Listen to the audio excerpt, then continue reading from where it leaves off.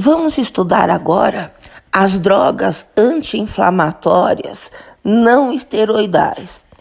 Tá? Nos livros traduzidos, elas vêm com a sigla de AINES e nos livros que estão em inglês, como NSAIDs.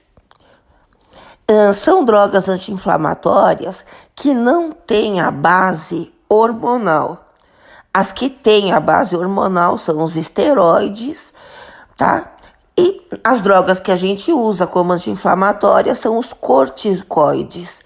Então, glicocorticoides, se vocês forem olhar na listinha dos vídeos, tem uma aula específica de anti-inflamatórios esteroidais. Tá? Hoje a gente vai ver os não esteroidais, aqueles que não têm base hormonal. Isso significa o quê? Em primeiro lugar, que eles têm menos efeitos adversos no metabolismo, tá? Porque eles não vão agir no DNA, alterando síntese proteica, eles não são hormônios. Mas eles são menos potentes do que os corticoides. Então, existem situações onde um não esteroidal não é o suficiente. Você vai precisar utilizar corticoide. Principalmente em algumas doenças autoimunes, que elas acabam num momento ou em outro precisando da utilização do corticoide. Aqui a gente tem uma controvérsia em termos de linguagem. Dependendo de onde vocês estão estudando, de que livro e que autor vocês estão lendo, se diz que alguns anti-inflamatórios não esteroidais não são anti-inflamatórios. Mas como? Existem alguns, paracetamol e dipirona principalmente, que não têm a capacidade de atuar sobre edema. Eles só atuam em dor, então são analgésicos e baixam a temperatura do corpo, são antipiréticos ou antitérmicos. Mas eles não são considerados anti-inflamatórios plenos, porque eles não vão eliminar o edema. Agora, se você for pela definição de anti-inflamatórios são drogas que diminuem a produção de prostaglandinas, tanto esteroides quanto não esteroidais. Só que os mecanismos pelos quais eles diminuem essa produção são diferentes, tá? Mas a definição é essa. Ou seja, paracetamol e dipirona são anti-inflamatórios, porque eles diminuem a produção de prostaglandinas. Então eu chamo de anti-inflamatórios incompletos. E os outros que eliminam dor e edema, eu chamo de anti-inflamatórios plenos. Tá? Mas existem livros onde vocês não vão encontrar esse tipo de definição. Nesses livros, eles vão chamar dipirona e paracetamol, sobretudo, de analgésicos apenas, tá? Analgésicos e antitérmicos, e de anti-inflamatórios os outros. Bom, então é uma controvérsia, mas a gente sai justamente pela definição, tá? Porque a definição de anti-inflamatórios é essa: drogas que inibem produção de prostaglandinas, tá? E com base nisso, todos eles são. Lembrando mais uma vez, se vocês não viram o videozinho da aula de inflamação, vejam, tá? Porque lá a gente discutiu isso. Todos os anti-inflamatórios, tanto não esteroidais quanto esteroidais, eles não vão modificar a doença, ou seja, eles não vão alterar a causa do processo inflamatório. Eles só vão atuar nos sintomas. Então, são drogas sintomáticas, tá? E esse é o motivo pelo qual eles precisam agir sobre prostaglandinas, porque as prostaglandinas são as responsáveis principais pela instalação dos sintomas do processo e pela manutenção desses sintomas, tá? Então você precisa inibir prostaglandinas. Só que inibir prostaglandinas não inibe o processo inflamatório, ele continua. Então você pode cronificar o processo inflamatório sem ter sintoma nenhum, porque a droga elimina. Só que o processo vai continuar enquanto a causa dele estiver ali. Em geral, os anti-inflamatórios não esteroidais, Eles atuam em dores e edemas, ou seja, sintomas de processo inflamatório relacionados à doença articular crônica, então alguns reumatismos, inflamação aguda, você tem um trauma, você cai, tem um entorse, uma contusão, uma luxação, alguns pós-operatórios, cólicas menstruais, tá, dismenorreia primária, e cefaleia, mas aí a cefaleia principalmente tensional. Cefaleia da enxaqueca, cefaleia em salvas. Aí já fica um pouco mais complicado você eliminar a dor com esses anti-inflamatórios. Tá? Existem casos onde você precisa até de opioide em algumas cefaleias. Tá? Então, assim, dores normalmente de leves a moderadas. Como essas drogas vão agir sobre as prostaglandinas, a gente tem que dar uma olhada nas prostaglandinas. Prostaglandinas, elas são mediadores químicos no organismo para uma série de processos. Então, contração de músculo liso, aumento de secreção. Então, a gente tem uma série de efeitos das prostaglandinas na homeostase. Quando você começa a lesar o tecido, ou seja, quando você começa a liberar nesse tecido os autofármacos, os altacoides, as prostaglandinas que passam a ser formadas em maior quantidade são aquelas que vão mediar o processo inflamatório, tá? Sobretudo uma prostaglandina no grupo E. Já vamos ver depois. Então, é a quantidade dessa prostaglandina que vai dar os sintomas do processo inflamatório. Porque ela, em baixas quantidades, ela é homeostásica. Então, na coagulação do sangue, a gente tem algumas prostaglandinas. Por exemplo, olha, o tromboxano, que está aqui no slide, a prostaciclina, são prostaglandinas, são prostanoides, que vão atuar na coagulação do sangue. O tromboxano aumentando a coagulação do sangue e a prostaciclina diminuindo. Tá, os leucotrienos, que são drogas que vão, são mediadores químicos, que vão atrair células do sistema imune, que vão mediar algumas reações no sistema respiratório, tá? Então, prostaglandinas são substâncias homeostásicas. Só que a quantidade de algumas delas no processo inflamatório é maior, porque a gente tem a sinalização, a gente depois vai ver, para produzir mais dessas quando o tecido começa a ser agredido, tá? Desde a década de 70, se começaram a estudar as prostaglandinas no processo inflamatório, tá? Então, John Vane, Salvador Moncada, esses pesquisadores, um brasileiro, Rocha e Silva, que foi quem descobriu a bradicinina em veneno de cobra. Muitos pesquisadores começaram a ver os efeitos das prostaglandinas no processo inflamatório, tá? Alguns que me deram aula, o Vênio, o Salvador Moncada, eu cheguei a fazer cursos deles, mas aqui na USP, o João Garcia Leme, o Sérgio de Moraes, o Gilberto Dinucci, na Unicamp, fui fazer o curso dele na Unicamp. Então, muitos pesquisadores foram trabalhando com as prostaglandinas, tá? Na década de 90, o próprio John Vane, ele descobriu que a COX, que é a enzima que sintetiza prostaglandinas, ela não é uma forma só de enzima. Então, existem formas diferentes da COX. Tá? Ele definiu duas, COX-1 e COX-2. Hoje em dia existe também a definição da COX-3. Tá? E isso passou a embasar a pesquisa nas drogas anti-inflamatórias, tanto não esteroidais quanto corticoides. Tá? Então vamos dar uma olhada na síntese, na biossíntese das prostaglandinas, que é nessa biossíntese que as drogas atuam. Para você produzir prostaglandinas e leucotrienos também, você precisa ter ácido araquidônico, tá? Que tá a estrutura do ácido araquidônico, é o ácido eicosatetrenóico, ele tem 20 carbonos, 4 ligações duplas, tá?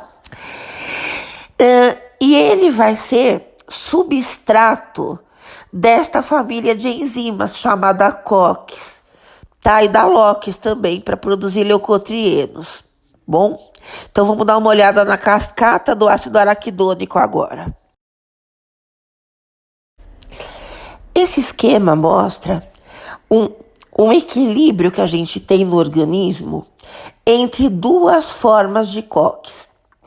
Então, a COX-1 e a COX-2 são a mesma enzima.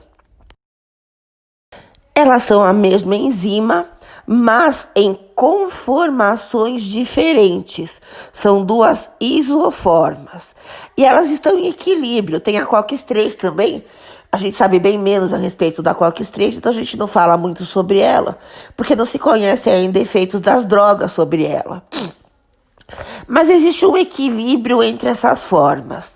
Na homeostase, ou seja, quando você não começa uma agressão no tecido e a liberação de histamina, bradicinina, serotonina, o que predomina é a COX-1. Então, esse equilíbrio está deslocado no sentido da COX-1. E a COX-1... Perdão. A COX-1, escrevam com glitter na alma de vocês, não tem nada a ver com processo inflamatório. Ou seja, uma substância que inibisse apenas a COX-1, ou principalmente a COX-1, não seria anti-inflamatória. Tá? Isso é muito importante. Então, a COX-1 ela vai produzir as substâncias relacionadas com a homeostase, principalmente. Quais? As mais importantes, os tromboxanos, principalmente o tromboxano A2, que é uma substância que vai coagular o sangue. Então, vai estimular a coagulação. Então, a gente tem dela principalmente em plaquetas e um pouquinho menos em brônquios. A gente tem uma prostaglandina do tipo E1, que em concentrações fisiológicas vai servir para manter calibre de vaso. É uma substância que vai contrair musculatura lisa, tanto de vaso quanto extravascular. E a gente tem uma outra prostaglandina, também da família E, embora em alguns lugares vocês encontrem como PGI, tá? PGI 2. É uma prostaglandina que vai atuar na mucosa gástrica, fazendo a proteção dessa mucosa contra o ataque da pepsina. Tá? A pepsina é uma enzima que a gente tem no estômago, que em meio ácido fica ativada e digere proteína, inclusive a proteína da própria mucosa, se você não tiver essa camada de proteção, tá? Num grau um pouco menor, essa prostaglandina também vai aumentar um pouquinho o pH do estômago. Então diminui um pouco a acidez e também, obviamente, diminui um pouquinho a ativação da pepsina, porque ela só é ativa em meio ácido. Tá? Não é que o estômago vai ficar alcalino, mas ele fica um pouco menos ácido, tá? Na hora que você começa a dar o estímulo lesivo no tecido, quando você então começa a produzir e liberar os outros autofármacos, o equilíbrio entre COX-1 e 2 se desloca no sentido de produzir mais COX-2. Então, naquele tecido lesado, predomina COX-2, tá? E a COX-2 vai produzir uma série de substâncias relacionadas com o processo inflamatório. Então, proteases, citocinas, endotoxinas, tá? Então, mediadores do processo inflamatório, tá? São produzidos fundamentalmente pela COX-2. Entre eles, esta PGEI, essa PGE do tipo 1, em quantidade maior, quantidades que a gente chama de farmacológicas ou inflamatórias, tá? E mais uma prostaglandina, mas essa não é inflamatória, tá? Ela é produzida pela COX-2, mas também na homeostase, aquele pouquinho de COX-2 que a gente tem ativa na homeostase, vai produzir uma prostaglandina chamada prostaciclina, ou PGI2. Para que serve essa prostaglandina? Ela é um anticoagulante, ela equilibra o tromboxano, tá? Então a gente tem uma substância homeostásica que interessa pra gente agora, que é produto da COX-2, que é a prostaciclina, que é uma substância anticoagulante, tá? Ela produz outras substâncias homeostásicas, mas o que interessa pra gente agora é só essa. Todas as outras que ela produz sendo ativada pelo processo inflamatório. Então essa COX-2, ela é induzida pelos outros autofármacos. Ela começa a produzir os mediadores do processo inflamatório quando você já tem o estímulo lesivo. Então ela aumenta a produção da prostaglandina E1, tá? E produz também outras substâncias que vão mediar esse processo, tá? Não é por isso que ela não existe na homeostase. Ela existe na homeostase um equilíbrio entre COX-1, COX-2 e COX-3. Só que esse equilíbrio está deslocado no sentido da COX-1. Tem muito mais COX-1 do que as outras. Mas a COX-2 tem os produtos homeostásicos dela. E a 3 também tem. Tá? Desses produtos homeostásicos que a gente produz pela COX-2 sempre, induzida pela inflamação ou não, a gente tem essa prostaciclina, que é aquela que é anticoagulante, tá? Aqui eu coloquei só mais um esquema para vocês verem algumas prostaglandinas com seus efeitos e para mostrar para vocês aquela controvérsia de nomenclatura. Aqui bem no meio do esquema, aqui embaixo, olha, em cima da legenda, você encontra PGE2, vasodilatadora hiperalgésica, que é o que outros autores chamam de PGE1, que no slide anterior que eu tirei do artigo do Vane, ele chama de PGE1, tá? Que ele chama de 2. Então existem essas controvérsias de nomenclatura, tá? Então saibam que isso pode acontecer. Depende do autor, depende de quem está descrevendo. As drogas anti-inflamatórias não esteroidais, elas têm algumas propriedades em comum, tá? Todas elas podem ser usadas por via oral, todas elas se ligam muito a proteínas plasmáticas, então a distribuição delas depende de uma dose mais alta, tá? A ser introduzida. Todas elas são excretadas pelo rim, tá? E como elas vão alterar a produção de prostaglandinas, e prostaglandinas são substâncias vasoativas, essas drogas todas, no longo prazo, podem ser hipertensoras e podem ser nefrotóxicas, tá? A nefrotoxicidade demora bastante para se instalar, anos. A hipertensão, dependendo da droga, ela é um pouco mais rápida, tá? Existem drogas, então, de curta duração, menos de 6 horas, de longa duração de efeito, longa meia-vida, acima de 10 horas. E, obviamente, elas têm que se acumular no tecido que está inflamado, porque é lá que você tem a COX-2 induzida em maior quantidade, e é ali que elas têm que agir mais. São drogas de ação local. Embora elas ajam também no hipotálamo, e essa ação do hipotálamo é a responsável por diminuir a temperatura corporal, porque o centro que regula a temperatura do corpo é do hipotálamo, a maior quantidade delas atua no local lesado. São drogas anti-inflamatórias de ação local. A gente tem algumas outras propriedades. O fechamento do duto arterioso, isso é importante. Duto arterioso você tem no feto, tá?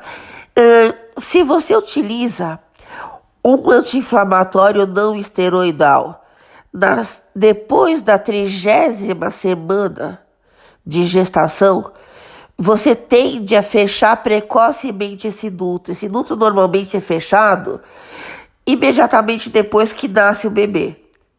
Então ele nasce com o duto arterioso aberto. Se você utiliza uma droga dessas, principalmente depois da 30ª semana, ou se você usa para inibir o trabalho de parto como tocolítico, tá? Desta fase, depois da 30ª semana, o duto pode se fechar precocemente e esse bebê nasce com hipertensão pulmonar, tá? Alguns deles têm que fazer cirurgia logo que nascem por causa disso. Bom, então isso é importante que se saiba. Alguns efeitos que a gente tem, principalmente no AS, são efeitos da sinalização da reprodução celular. Então, existem grupos estudando o uso do AS para prevenir o câncer de cólon, tá? Porque ele tem alguns efeitos em sinalização. Das outras drogas ainda não se tem uma diretriz muito precisa sobre isso, que os estudos ainda estão bem no começo. Mas no AS já tem estudos bem avançados, mostrando que realmente ele tem um efeito preventivo do câncer de colo.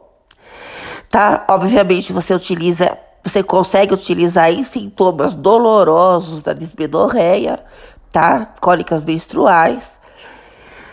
Você consegue usar na hipotensão causada por mastocitose sistêmica, tá? Então vejam, eles são hipertensores, tá? Dentro de limites, mas eles são.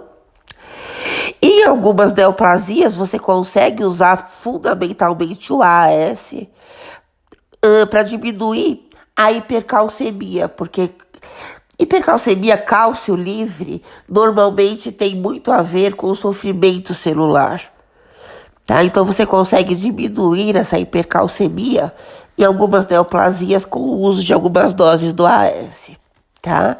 Então são alguns efeitos que não tem muito a ver com efeitos de inflamatório, embora no fundo até tenham, tá?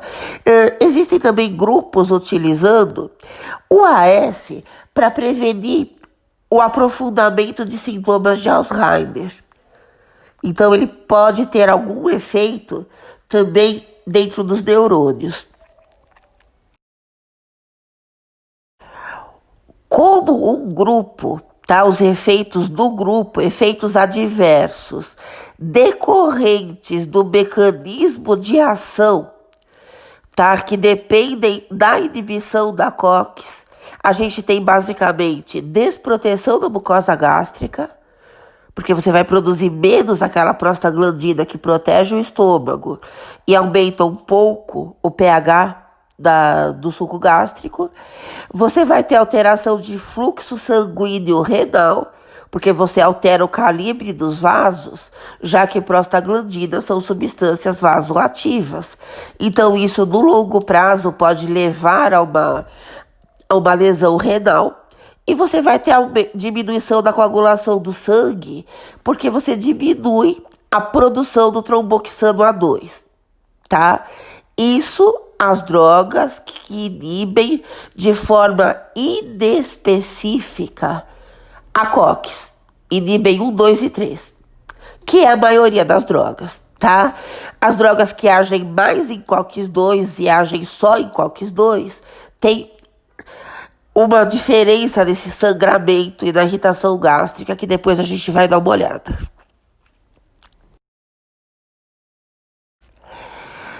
Aqui a gente tem um esquema mostrando o equilíbrio da coagulação do sangue, do tromboxano A2 principalmente, que é uma substância que aumenta a coagulação do sangue e é um produto da COX-1. Tá?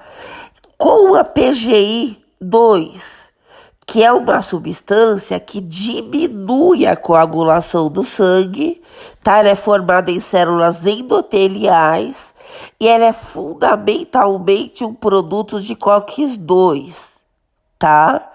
Das concentrações de COX-2 homeostásicas. Ela não precisa estar induzida para produzir essa PGI, tá? O que você tem, então, na homeostase é o equilíbrio das duas. Quando você utiliza uma droga anti-inflamatória que inibe as duas COX, são drogas inibidoras inespecíficas, inibe as duas COX, O que você enxerga é o efeito anticoagulante. O efeito que você vê desse equilíbrio é um efeito maior de inibição do tromboxano, tá? Embora você iniba também a COX-2 e iniba a produção da PGI-2, tá? Quando você usa uma droga que inibe só a COX-2, você continua tendo tromboxano produzido, porque a COX-1 está normal. Só que você deixa de ter PGI-2 para compensar. Ou seja, uma droga inibidora específica da COX-2 é uma droga que aumenta a coagulação do sangue. Tá? Então você acaba tendo, principalmente em pacientes idosos, que tem já a coagulação maior do sangue, porque eles têm menos água no organismo, o sangue deles é mais denso. Em pessoas cardiopatas, sejam idosos ou jovens, esse efeito de aumentos de coagulação passa a ser proibitivo. Tá? Então, isso pode levar a uma doença tromboembólica, pode levar a um infarto. Tá? Então, para esse tipo de paciente, paciente cardiopata e paciente idoso, as drogas que inibem exclusivamente a COX-2 são contraindicadas. Existem algumas que inibem principalmente a COX-2, mas inibem um pouquinho da 1. São os inibidores preferenciais da COX-2. Esses você pode usar nesse pessoal, porque esse efeito pouquinho da COX-1 é suficiente para que esse tromboxano diminua e não aumente a capacidade de coagular o sangue. A coagulação fica no homeostásico, tá? Então isso aqui também é importante. Então esse equilíbrio na coagulação do sangue entre os produtos das duas COX, tá? E os efeitos inibidores das duas COX, então drogas inespecíficas que inibem as duas, o efeito maior que aparece é o efeito da COX-1, o efeito do tromboxano, tá? Por quê? Porque essas duas substâncias, tromboxano A2 e PGI-2, têm eficácias diferentes no aumento da coagulação, tá? Por isso que você inibindo as duas juntas, você enxerga mais o efeito da diminuição do tromboxano. Por isso que é uma droga inespecífica, inibidora inespecífica das COX, vai ser anticoagulante. Aqui só para vocês verem um esquema dos produtos COX-1 e COX-2 na homeostase. Ou seja, aquilo que elas produzem quando o tecido não está sendo agredido e não está fazendo o processo inflamatório. Então, a COX-2, aquele pouquinho dela que existe na homeostase, tem os produtos normais dela, tá? Que vão servir para manter a homeostase do organismo. Quando ela é induzida, ou seja, induzida é aumentada, induzida pelo processo inflamatório, pela presença já de alguns autofármacos, altacoides, como histamina, bradicinina, serotonina, no tecido onde isso está acontecendo, ela aumenta de quantidade. Aí ela passa a produzir também as prostaglandinas inflamatórias, que são aquelas que, numa quantidade maior do que o fisiológico, vão mediar o processo inflamatório, principalmente a PGI-1, tá? Mas tem outras, tá bom? Ainda com base no mecanismo de ação terapêutica da inibição da COX, a gente tem algumas interações medicamentosas no grupo, tá? Então, a AS em baixas doses, utilizado junto com outro anti-inflamatório não esteroidal, você acaba tendo um aumento, obviamente, da desproteção da mucosa gástrica e eventos adversos do estômago. Os anti-inflamatórios não esteroidais, juntamente com inibidores da ECA, enzima conversora de angiotensina, essa enzima conversora de angiotensina, ela vai também quebrar a bradicinina. Então, ao mesmo tempo, ela aumenta a angiotensina e degrada a bradicinina. Se você inibe a ECA, você está aumentando a bradicinina. E ela é o mediador do processo inflamatório. Ela vai induzir a COX-2 e vai aumentar as prostaglandinas, tá? E você consegue, assim, diminuir o efeito dos anti-inflamatórios. Você teria que usar uma dose maior. E com varfarina é um anticoagulante que se liga muito a proteínas plasmáticas, tá? E os anti-inflamatórios não esteroidais também. Ou seja, eles vão competir pela albumina. Essa varfarina vai perder. O anti-inflamatório vai ele ligar preferencialmente. Então você vai ter mais varfarina livre e ela vai ter um efeito maior. Então você pode ter um sangramento mais importante, uma hemorragia até. Se o paciente usa o anti-inflamatório não esteroidal, com varfarina. Sendo que, além de tudo isso, se o anti-inflamatório não esteroidal for inespecífico, que ele inibir as duas COX, ele por si já vai ser anticoagulante. Então você ainda vai somar esse efeito anticoagulante ao da varfarina que já está elevado. Tá? Então tem que tomar cuidado quando você associa isso. E os efeitos nefrotóxicos? Tá? Você pode ter insuficiência renal aguda isquêmica por um efeito só na prostaglandina, porque as prostaglandinas são vasoativas. Tá? A insuficiência é aguda, mas ela acontece depois de um tempo de uso, tá? Não é uma dose que vai te provocar isso, são anos. E a insuficiência renal por nefrite alérgica, que acaba sendo uma insuficiência renal, às vezes até proibitiva. Você tem que colocar o paciente em diálise depois do transplante, tá? Mas aí também depois de muito tempo de uso, com doses bem elevadas. Então, paciente que usa em doenças autoimunes, por exemplo, tá? Tipo artrite reumatoide, lúpus, tá? Coisas do tipo. Então, vamos dar uma olhada nas drogas. Eles estão classificadas aí. Pelo tipo de inibição da COX. Então, inibidores inespecíficos são aqueles que vão inibir COX-1, COX-2 e COX-3, tá? E dentro desse grupo, classificados quimicamente. Então, a gente tem o AS, o paracetamol, a indometacina, o diclofenaco, ácido befenâmico, ibuprofeno, naproxeno, piroxicam, dipirona, tá? Fenilbutazona hoje em dia nem se usa mais, é uma droga praticamente só de pesquisa.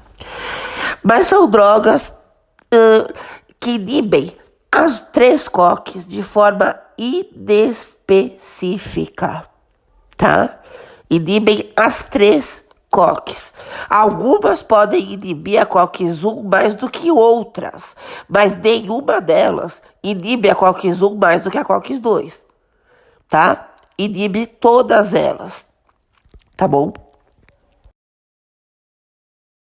E aqui temos drogas que inibem preferencialmente a COX-2, então inibe muito mais a COX-2 do que as outras, tá? Do que a 1 e a 3, mas ainda inibe um pouco a COX-1 e a COX-3. E a gente tem os inibidores específicos da COX-2, que são os coxibes, tá? Eles inibem só a COX-2. Eu pus seletivo aqui, eu não gosto da palavra seletivo, porque seletivo, na definição correta, tem a ver com tecido-alvo.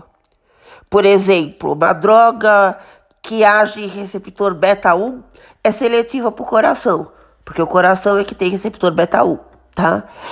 Quando a gente fala de estrutura química e enzima é uma molécula, a gente fala específico. Então não seria seletividade, seria especificidade. Tá? Isso vem muito de tradução mal feita, porque em inglês é selective, mas significa específico, tá? Mas na verdade é isso, tá? Seletivo e específico aqui estão usados como sinônimos e são drogas que só inibem a COX-2, que são os coxibes. Os preferenciais, a gente tem nimesulida, tenoxicam, meloxicam. Existe uma droga nova chamada etodolaco, que é um medicamento chamado Flancox, que se diz inibidor seletivo da COX-2 ou específico, que só inibe a COX-2, mas não é um coxib, tá? Mas existem alguns trabalhos que mostram que esse etodolaco é inibidor preferencial, ele inibe um pouco a COX-1. Então existe mais essa controvérsia também, tá?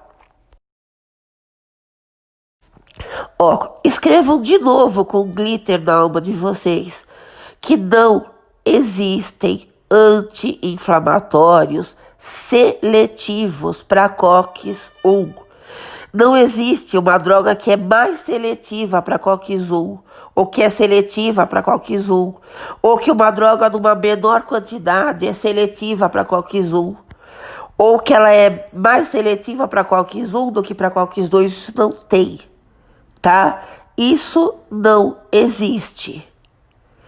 Tá? De novo, a COX que vai ser expressa durante o processo inflamatório é a COX-2. As prostaglandinas que vão levar os sintomas do processo inflamatório, a todos os sintomas, são produtos COX-2. Uma droga seletiva para COX-1 não seria uma droga anti-inflamatória. Tá? Ela não serviria para nada em termos de sintomas da inflamação.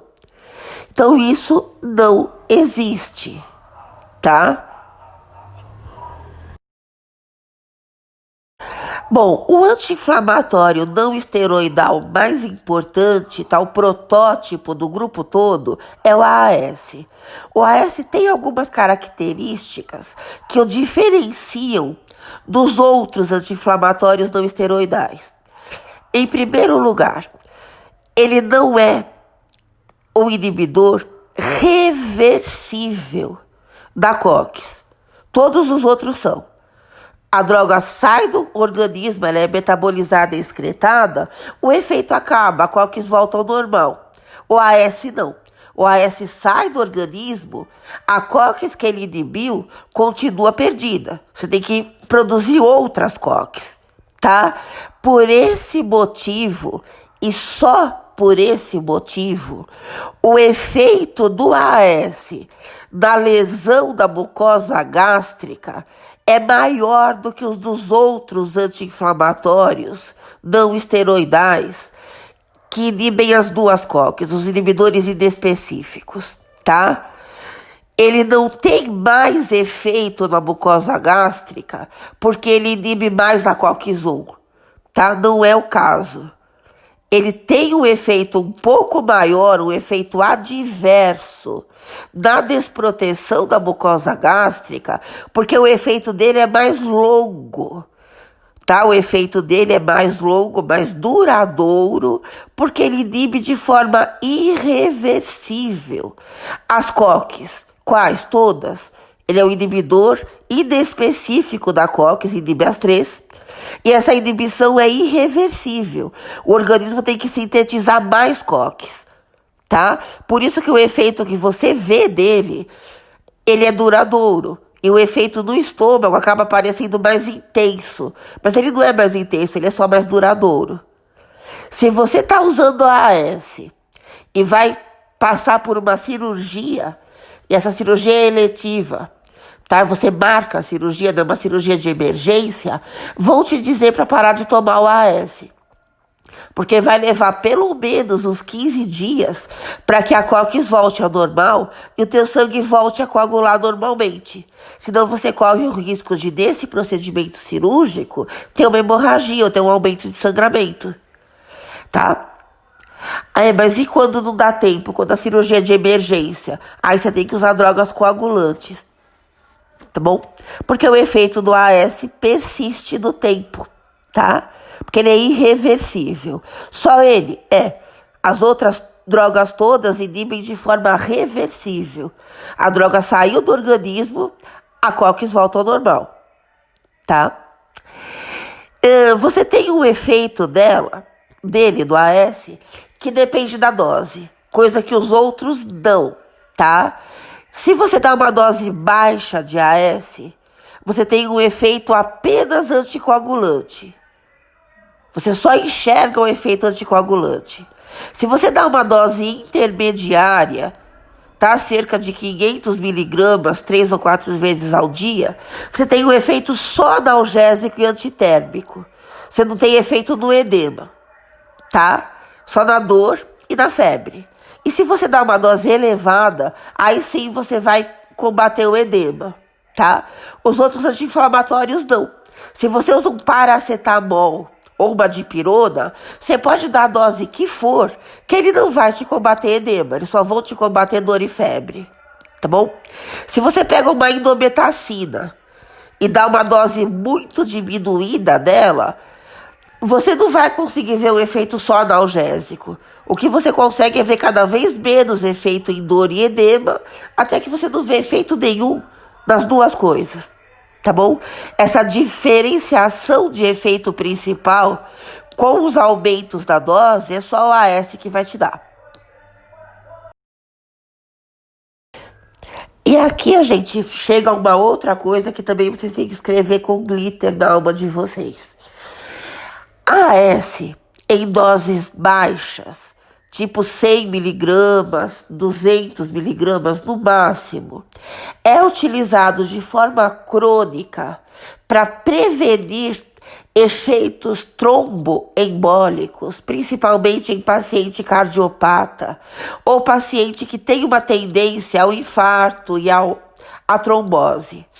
Tá? Por exemplo, mulheres que tomam contraceptivo estrogênico ou aqueles progestagênios isolados de alta eficácia, como desogestrel, que aumentam a coagulação do sangue, pode ser interessante utilizar uma dose baixa de AS cronicamente.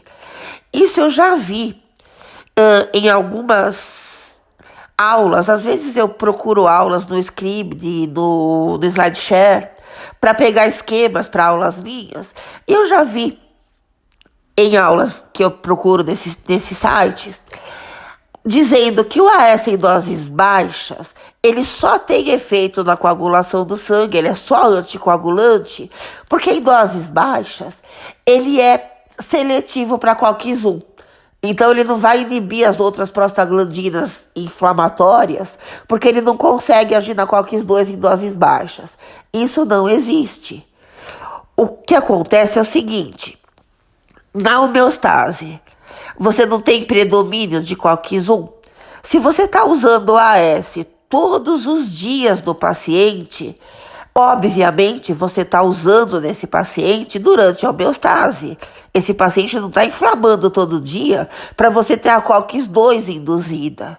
Então é claro que o efeito que você vê mais é o efeito na COX-1. Não é porque ele é seletivo para COX-1, é porque você tem mais COX-1. Tá? Se esse paciente começar um processo inflamatório enquanto ele está usando cronicamente esse AS em doses baixas, ele vai inibir a COX-2 também. Mas como ele está em dose baixa, não é suficiente para inibir toda a COX-2. Então você vai ter ainda a prostaglandina inflamatória sendo liberada e você vai ter dor e edema. Tá? Mas você vai ter um pouco de efeito, você vai ter menos dor e edema que você teria se você não estivesse usando nenhum AS, tá? Então não é que o AS é seletivo para COX-1 ou mais seletivo para COX-1. O que acontece é que você tem mais COX-1 na homeostase, tá? É o que você enxerga na maior parte do tempo, quando você usa cronicamente, porque o teu paciente não está inflamado cronicamente, o teu paciente está tentando prevenir um efeito de trombose ou de tromboembolismo, tá? Então essa é a diferença. Então assim, pega o glitter e escreve isso na sua alma. Porque como eu achei isso em aulas, se você googlar para procurar alguma coisa, você pode achar alguma coisa do tipo também. Porque eu googlei e achei. Tá? Mas tá errado. Mais algumas características do AS. Ele é extremamente imunogênico, tá? Não tá escrito aqui, mas ele produz muita alergia. Tá? Normalmente, não é sempre, tá? Mas é em muitos casos. Quem é alérgico ao AS é alérgico a todos os outros anti-inflamatórios não esteroidais. Ainda você pode tentar uma dipirona, um paracetamol, mas mesmo assim é complicado. Normalmente essas pessoas precisam ir pro opioide e pro corticoide, tá? Então ele é muito imunogênico. Outra coisa, ele vai alterar o efeito na respiração dependendo da dose. Em doses baixas e moderadas, tá, intermediárias, doses analgésicas, você tem um estímulo do centro respiratório. Lá no bulbo, ele ativa diretamente o bulbo e você estimula a respiração, tá? O que vai acontecer então? Estimulando a respiração, mais CO2 vai sair do organismo. O sangue, para impedir que o pH altere, porque os gases dissolvidos no sangue podem alterar o pH dele. E o pH do sangue não pode mudar, senão vai desnaturando as proteínas lá dentro. O que tem que ter, então? Tampões do sangue que vão tentar impedir que exista essa alteração de pH. Quando você começa a jogar CO2 para fora, dentro do sangue, o tampão bicarbonato, tá? Ele faz o quê? Você está tirando o CO2 do corpo, ele tenta repor esse CO2. Para repor o CO2, o que ele faz? Ele gasta próton para formar bicarbonato, para formar CO2 e água, aliás, a partir do bicarbonato, tá? Ele pega o bicarbonato que está no sangue, soma um próton para fazer CO2 e água. Então, ele está tentando repor o CO2. Se ele está gastando próton, e o próton dá acidez, o pH do sangue está tendendo ao alcalino. O nome disso é alcalose. Como começou na respiração, alcalose respiratória, tá? Isso não costuma ser problema, porque imediatamente quando começa a acontecer essa alcalose, o rim começa a excretar mais bicarbonato. Ou seja, você está gastando bicarbonato do sangue. O que o tampão quer fazer? Repor esse bicarbonato que você está perdendo. Tá? O que ele faz? Ele pega CO2 e água para formar o bicarbonato. Formando o bicarbonato, ele forma o próton também. Que o equilíbrio é esse, bicarbonato mais próton, dando CO2 e água. Isso em equilíbrio, tá? Porque o ácido carbônico, que CO2 e água é ácido carbônico, é um ácido fraco. Você tem um equilíbrio químico aí, tá? Então você excreta bicarbonato a mais, o sangue, para tentar fazer mais bicarbonato, ele acaba também formando mais próton, tá? Aí o pH do sangue tende a cair, porque o próton dá acidez, e você tem uma acidose. Aqui chama metabólica, porque ela começa num passo do metabolismo, que é a excreção, tá? Isso compensa a alcalose respiratória, tá bom? Então, AS em doses baixas, em doses intermediárias, ele faz esse tipo de efeito, tá? Ele estimula a respiração e te dá alcalose, que o organismo compensa com uma acidose metabólica. Quando você aumenta essa dose, você passa a ter o contrário, tá? Você passa a ter uma depressão da respiração. Então, você acumula CO2 no organismo, o sangue tem que gastar esse CO2, então o tampão bicarbonato tenta gastar o CO2. O que ele vai fazer, então? Ele vai formar bicarbonato e próton. Formando próton, o pH do sangue diminui, porque o próton vai dar acidez, e você chega no estado de acidose respiratória, porque ela começou na respiração. Qual é o problema desta acidose?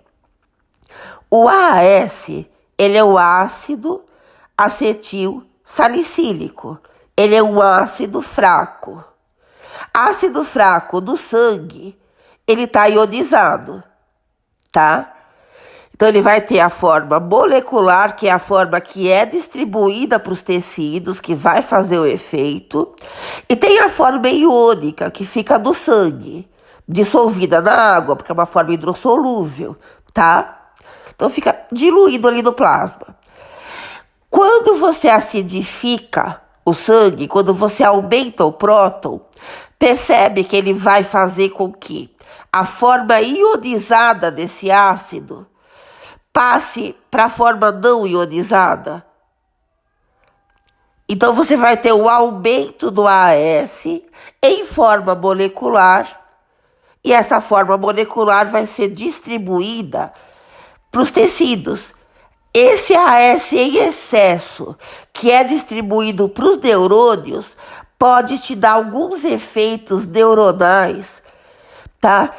Que dentro das doses terapêuticas é chamada salicismo, é uma síndrome que é iniciada quando o próprio AS é distribuído para os neurônios centrais numa quantidade maior do que devia. E por que que ele é distribuído nessa quantidade maior? Porque o teu sangue fica mais ácido. Você tem mais próton no sangue. Esse próton acaba formando a forma molecular do ácido acetil salicílico, do AS. Aí ele vai passar as membranas, porque ele é lipossolúvel, tá? A forma molecular é mais lipossolúvel. Ele vai acumular nos neurônios e você vai ter uma neuropatia. Nas doses terapêuticas, tá? Elevadas, mas terapêuticas, que o pessoal usa em reumatismo, dores reumáticas, lúpus, tá? Você vai ter esse salicismo. Então é uma síndrome, você tem vários sintomas. Por exemplo, zumbido nos ouvidos, ouvidos tapados, tontura, é como se fosse uma labirintite, tá? Só que ela não é maligna. Então, assim, o paciente consegue aguentar. E quando você tira o AS, isso tende a equilibrar. Não é que você tem isso reversível, mas você tem um certo equilíbrio. O problema é quando você tem uma dose elevada que já não é mais terapêutica, é uma overdose. Ou o paciente tentou se suicidar, ou ele está usando uma dose elevada por acidente. Ele acha que ele tem que tomar uma tal quantidade, mas ele não precisa de tanto. Ele toma mais para tentar ter um efeito analgésico maior, tá? Nesse caso, essa neuropatia passa do salicismo, você tem uma depressão respiratória importante, o paciente pode entrar em coma e morrer, tá? É muito fácil você se suicidar com AS, porque esse efeito do balanço hidroeletrolítico do sangue, do balanço ácido básico do sangue, e essa deposição de AS no neurônio é rápida, tá? Então você tem um perigo bem grande quando você utiliza uma dose excessiva do AS, tá? Você tem uma retenção de sódio e água, tá? Podendo te levar ao edema, depende da dose que você usa, mas não edema cardiogênico, tá? Um edema local. E você pode ter uma vasodilatação, depende do tipo de prostaglandina que você tá ali inibindo, mas isso normalmente acontece já no paciente que é cardiopata, tá? Isso não é muito comum. E você tem a hemorragia, aumento do tempo de sangramento, e isso, como eu falei para vocês, é importante porque esse aumento do tempo de sangramento acaba persistindo, porque o efeito de inibição das COX, das três, tá? Ele é irreversível. Então, se o paciente vai passar por uma cirurgia, é preciso que ele interrompa por pelo menos 2 semanas o uso do AS. Os outros, basta o medicamento sair da COX, então, ou seja, ser metabolizado e excretado, que aí volta ao normal a coagulação. Então, é menos tempo que o paciente precisa passar sem utilizar antes de um procedimento cirúrgico, por exemplo. Outra coisa, a gente tem 2 síndromes mais relacionadas ao AS, embora não exclusivas dele, mas são mais prevalentes com ele. A síndrome de Stevens-Johnson, que não costuma ser fatal nem em adulto nem em criança, que principalmente ela cursa com uma dermatite muito intensa, que em alguns casos o paciente tem a pele se descolando em placas. Então é bem desagradável, tá? Há pacientes que até chegam a chocar por perda de eletrólitos, perda de líquidos, quando essa pele acaba se descolando. É mais ou menos como se o paciente fosse um grande queimado, tá? Mas ele não chega a ter um efeito, assim, letal, tá? A síndrome de Stevens-Johnson é contornável, bom? O problema é a síndrome de Rey.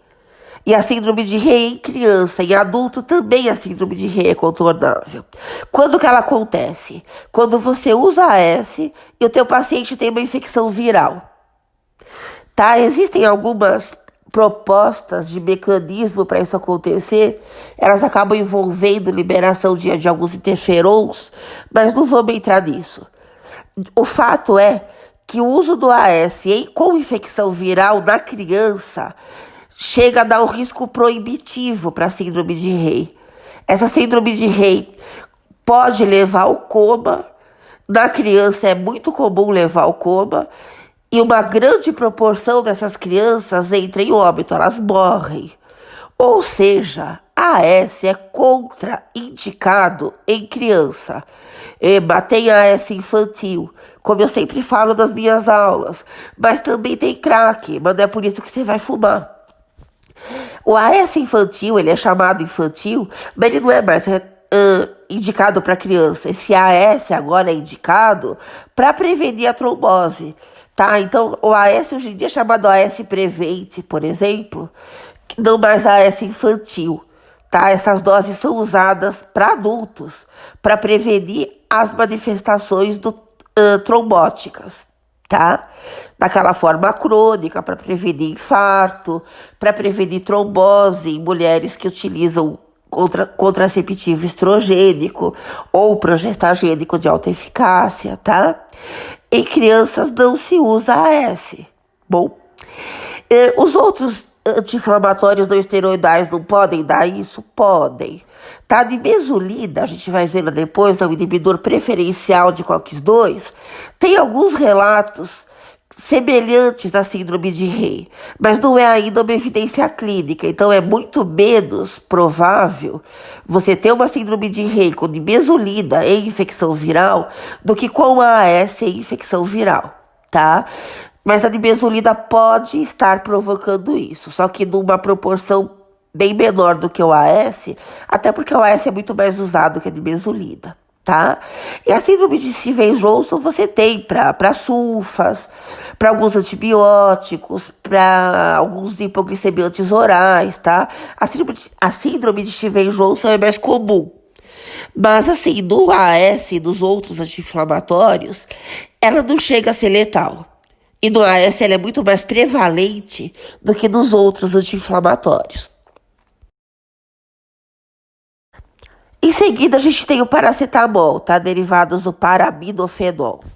O paracetamol não é anti-inflamatório completo. Você pode dar a dose que você quiser, que o teu edema vai continuar ali. Ele não vai reverter o edema.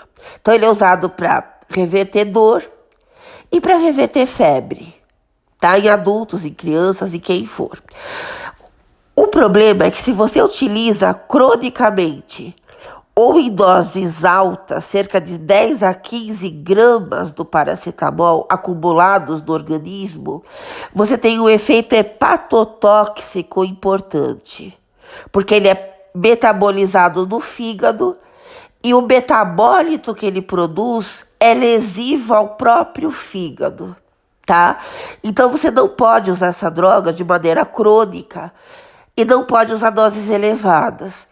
Se o paciente tiver algum tipo de insuficiência hepática, ele teve hepatite A, ele tem hepatite B, hepatite C, ele tem cirrose hepática, ele tem esteatose hepática, ele teve câncer de fígado, ele sofreu um acidente e perdeu parte do fígado, enfim, ele não pode usar paracetamol. Então ele tem que estar sabendo disso. Tá? Mas se ele vai na farmácia e pega naquelas caixas, naquelas vitrininhas que o paciente pega o que ele quiser, ele não vai ficar sabendo, tá? E ele vai detonar o próprio fígado. Então tem que tomar muito cuidado quando você orienta o paciente, ou quando você é o paciente, com a utilização dessa droga, tá? O que se pode fazer para dar uma amenizada nisso é você utilizar um medicamento chamado N-acetilcisteína, que é o Fluimucil, que ele tem indicação para quebrar o muco quando você está com tosse produtiva, para facilitar a expectoração. Essa droga acaba regenerando um pouco de uma substância dentro do hepatócito que te dá uma amenizada no efeito desse metabólito do paracetamol. Então, usar a N-acetilcisteína junto com o paracetamol dá uma protegida, só que não total. Você continua com o risco. E se a pessoa tenta o suicídio usando muito paracetamol de uma vez, essa N-acetilcisteína é usada endovenosamente, tá? Para tentar proteger o fígado, como um antídoto, tá? Existem casos onde não adianta, o paciente morre, tá bom? Então, assim, é muito fácil também se suicidar com overdose de paracetamol, não só com overdose do AS. Bom, a indometacina é o mais potente dos inibidores inespecíficos da COX. Ela é extremamente potente, mas ela é extremamente agressiva para a mucosa gástrica e ela é extremamente anticoagulante, tá? Então, assim, os efeitos adversos, eles são mais intensos, porque ela é mais potente, ela inibe muito mais rapidamente e muito mais eficientemente toda a COX, tá? Então, por isso que ela é usada principalmente em reumatismos, mas assim, é muito difícil o paciente tolerar o uso da indometacina por muito tempo, principalmente por causa dos efeitos da mucosa gástrica. O diclofenaco, ele também é do mesmo grupo da indometacina, só que ele é muito menos potente. Então, você consegue usar por mais tempo, tá? Ele é inibidor inespecífico da COX, ele inibe as 3 COX. Só que dos inespecíficos, ele é o que melhor age na COX-2, tá? Então, o efeito dele, anti-inflamatório, tanto em dor, em febre, quanto em edema, ele acaba sendo melhor do que o dos outros inibidores inespecíficos, tá? Porque ele age mais sobre a 2 do que os outros inespecíficos. Não é que ele age mais na 2 do que na 1, tá? Ele age nas duas, tá? Então, ele tem efeito adverso na mucosa gástrica e ele é anticoagulante.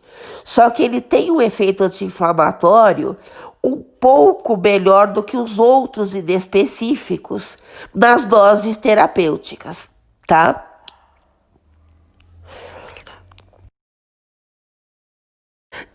Nos fenamatos, a gente tem o ácido befenâmico, que é o Ponstan. Ele é a primeira escolha hoje em dia da dismenorreia primária, da cólica menstrual. Tá, é uma droga de potência intermediária, você não consegue usar, por exemplo, numa dor de trauma. Você teve um entorse, você teve uma luxação, você não consegue eliminar esse edema e essa dor com ácido befenâmico. Mas com diclofenaco você consegue, tá? Aqui você consegue para dores e edemas intermediários, tá? Por exemplo, da cólica menstrual. Aqui mais um grupinho onde você tem ibuprofeno, naproxeno e cetoprofeno. São drogas também de potências anti-inflamatórias intermediárias.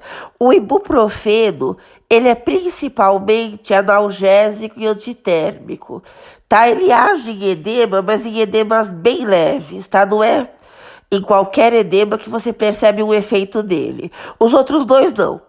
Tá? Naproxeno, cetoprofeno, você consegue sim um efeito anti-edematoso, tá? Eles têm alguns efeitos que não são só vasculares, mas são também celulares, tá? Por exemplo, o naproxeno, ele diminui a agregação dos linfócitos ali do tecido. O cetoprofeno, ele vai estabilizar os lisossomos. Então, ele diminui um pouco o efeito da bradicinina, mas não tem muita importância isso, tá? O efeito realmente maior é a inibição da COX. De novo, que COX? Todas. São drogas também consideradas de efeito intermediário. Embora você consiga usar naproxeno e cetoprofeno em doses altas, também em traumas de membros, tá? Em torções, em luxações, em contusões, embora aí seja realmente melhor o diclofenaco. O diclofenaco ele é mais potente, tá? Para eliminar o edema, embora você consiga usar doses maiores destas. Depende do que o paciente tolerar melhor em termos de efeito na mucosa gástrica, tá? O piroxicam, ele também é um inibidor inespecífico das 3-COX. Ele é tão potente quanto o diclofenaco, tá? Como ele tem também um efeito na própria cartilagem, ele acaba sendo preferido para edemas e para dores de articulações, tanto de trauma quanto de edema.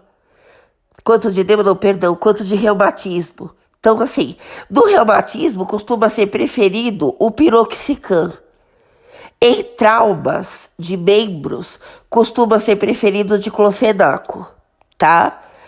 Se bem que a indometacina é mais potente que ambos. Só que a indometacina é muito mais agressiva para a mucosa gástrica do que esses, porque ela é mais potente, tá? Mas assim, para usar uma dose ativa, uma dose eficiente do piroxicam, por exemplo, em dores da artrite reumatoide, você vai conseguir lesar o estômago tanto quanto você lesaria com uma dose menor de indometacina. Então, assim, o paciente acaba ficando ali numa situação onde ele não ganha nunca, tá? Por isso mesmo que cerca de 5% dos pacientes que estão usando essa droga, tá? O piroxicam, em doses maiores, então para dores de reumatismo, para edemas relacionados aos reumatismos, cerca de 5% deles interrompem a utilização por causa dos efeitos, sobretudo da mucosa gástrica, tá? Dentro do grupo do piroxicam, a gente tem duas drogas, meloxicam e tenoxicam, que são inibidores preferenciais da COX-2. Essas drogas têm pouquíssimo efeito adverso no estômago, pouquíssimo efeito adverso na coagulação do sangue. Nem aumentam nem diminuem coagulação, porque elas inibem a COX-1 o suficiente para inibir um pouco do tromboxano. Inibem a COX-2 o suficiente para não diminuírem muito a coagulação, para não dar hemorragia. Então você consegue usar essas drogas, tá, nas doses terapêuticas com bastante propriedade, tá? Sem o paciente ter efeitos importantes no estômago e na coagulação. Esse tenoxicam especificamente, que é o tilatil, ele é tão potente quanto a indometacina. Você consegue usar em dor reumática com bastante sucesso. E, obviamente, em dores de trauma, de articulação, trauma muscular, também. Normalmente, quando você leva um tombo, você vai fazer um raio-x para ver se você teve uma fratura. A primeira coisa que eles vão te dar é uma injeção de tilatil, porque ele consegue eliminar essas dores de traumas, de membros principalmente. Agora, a dipirona, tá? Fenilbutazona só se usa hoje em dia em pesquisa, você não usa mais isso na terapêutica. A dipirona, ela não é anti-inflamatória completa, ela não tem capacidade de eliminar edema e ela depleta a medula óssea. Se você tem essa depressão, se do teu paciente ela fez essa depressão, esse efeito é irreversível. Enquanto o paciente não repuser essas células do sistema imune, ele fica com a imunidade comprometida. Por isso que essa droga saiu do mercado dos Estados Unidos e grande parte da Europa Ocidental, tá? Porque ela vai depletar a medula óssea, tá? Isso é comum? Não é um efeito raro, mas tem tantos outros anti-inflamatórios não esteroidais que você pode usar. Você não precisa usar dipirona, tá? Se você for usar dipirona, use sabendo que ela pode te depletar a medula óssea, pode diminuir principalmente a tua série dos granulócitos. Ou seja, o teu sistema imune vai ficar comprometido. Existem relatos da literatura onde o paciente entrou em aplasia medular, ele perdeu toda a série branca. Tá bom. E a parte dos granulócitos é irreversível, em muitos casos. Tá? Então, assim, não precisa utilizar dipirona. Embora a gente use, eu mesma uso. Tá? Veterinários usam muito, porque principalmente no cachorro, as outras drogas que vão lesar a mucosa gástrica, do cão, lesam de uma maneira mais importante do que no humano. Você passa a ter um risco de perfuração gástrica. Por exemplo, ibuprofeno, você não consegue usar no cachorro, diclofenaco. Então eles vão saindo pela dipirona e pelo corticoide. Tá? Mas quando você tem opção, é interessante não usar dipirona, substituir por um dos outros.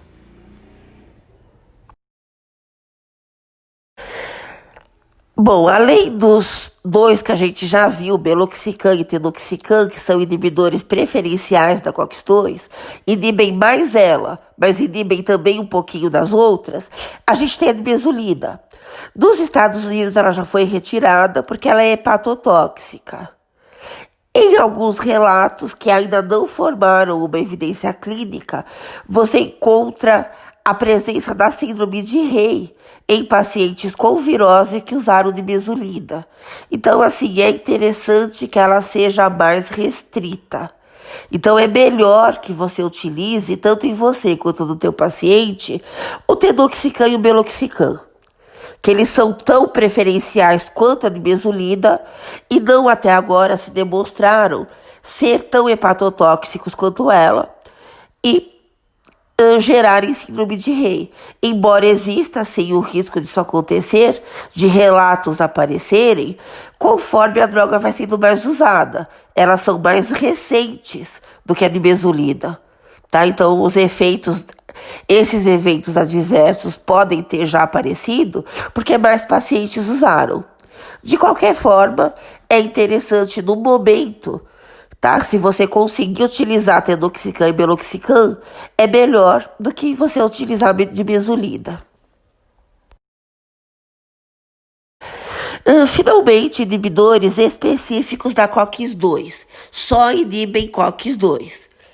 Essas drogas não vão atuar na mucosa gástrica, então você não vai desproteger a mucosa. Pacientes que já têm doenças erosivas do estômago, ou que não têm, mas vão utilizar de uma maneira mais crônica o anti-inflamatório, é interessante utilizarem esse. Embora os preferenciais também possam ser usados, porque os efeitos adversos da mucosa gástrica dos inibidores preferenciais da COX-2 são pequenos, tá? Porque a inibição da COX-1 que eles dão é muito baixa. Mas esses daqui não dão efeito nenhum, teoricamente, no estômago. No tromboxano A2, eles não vão atuar. Ou seja, a coagulação do sangue está normal. Só que, como eles inibem só a COX-2, eles inibem a formação daquela prostaglandina anticoagulante. Ou seja, você vai ter um aumento da coagulação gerada pelo tromboxano que está sendo produzido normalmente, porque essas drogas não inibem COX-1 e o tromboxano é produto COX-1, sem que esse efeito do tromboxano seja um pouco compensado por essa prostaglandina anticoagulante, que é a PGI2, prostaciclina, que é produto COX-2. Você não produz nem um pouco dela, porque você vai inibir a COX-2, então o tromboxano pode agir sozinho, ele age sem nenhuma compensação. Isso em pacientes idosos, onde o sangue tem menos água, então ele é mais coagulável.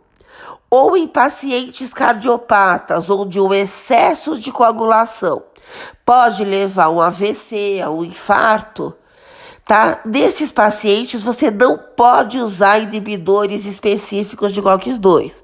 Eles são contraindicados, tá?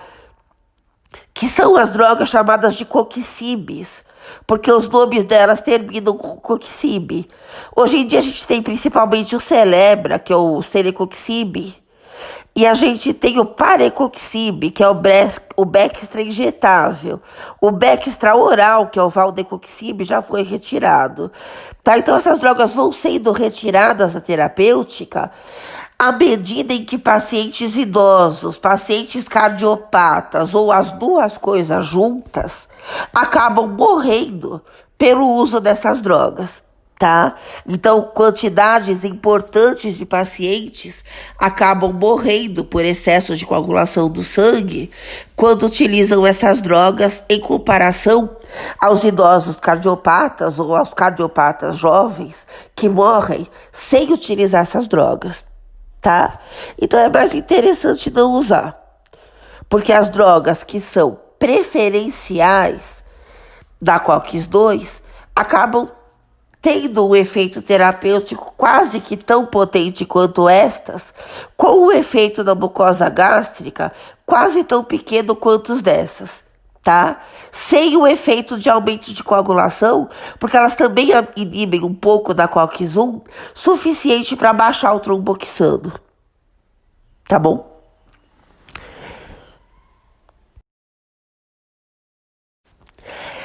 Aqui uma tabela relativamente recente, mostrando os anti-inflamatórios não esteroidais não seletivos, tá?